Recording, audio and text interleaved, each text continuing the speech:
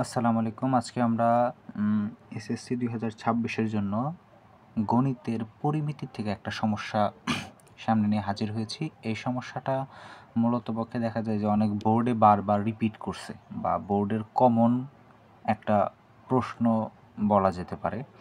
সমস্যাটা এরকম যে একটি সমবাহু ত্রিভুজের প্রত্যেকটি বাহুর দৈর্ঘ্য 1 মিটার বৃদ্ধি করা হলে ক্ষেত্রফল বৃদ্ধি পায় 3√3 বর্গমিটার। তাহলে ত্রিভুজটার বাহুর দৈর্ঘ্য কত হবে?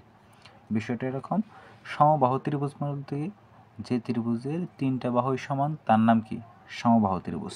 তাহলে আমরা এখানে ধরে নিই যে এটা একটা হচ্ছে কি একটা কি সমবাহু ত্রিভুজ, যার প্রত্যেকটি বাহু কত? এ এ এ।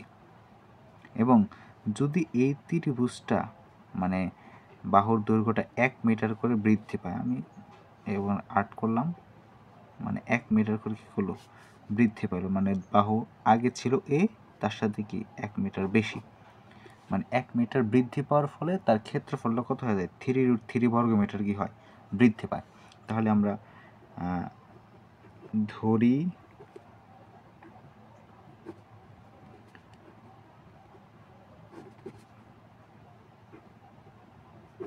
বাহুর দৈর্ঘ্য এ, যখন বাহুর দৈর্ঘ্য এ থাকে তখন ক্ষেত্রফল কত হয়? ক্ষেত্রফল হয় কত?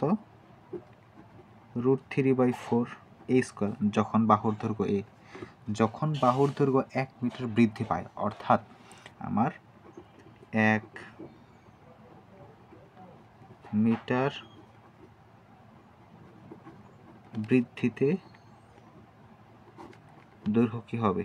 a+1 এটা হবে। তাহলে ক্ষেত্রফল কত হবে?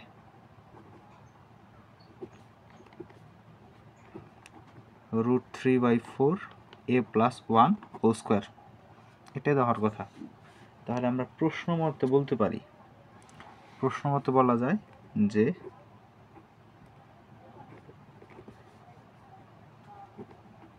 √3/4 a+1 whole square minus √3/4 a square is equal to কত? 3√3।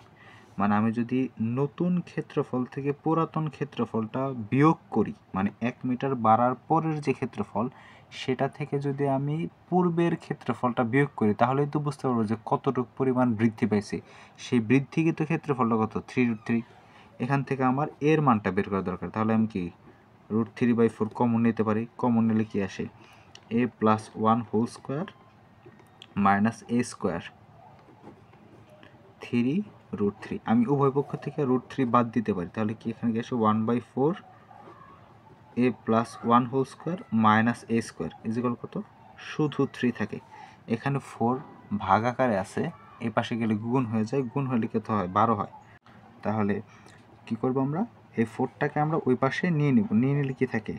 a+1 whole square minus a square, 3 4 12।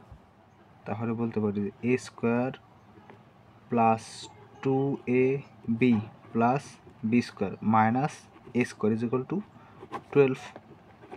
তাহলে এটা কাটা যায়। তাহলে 2a plus 1 is equal to 12।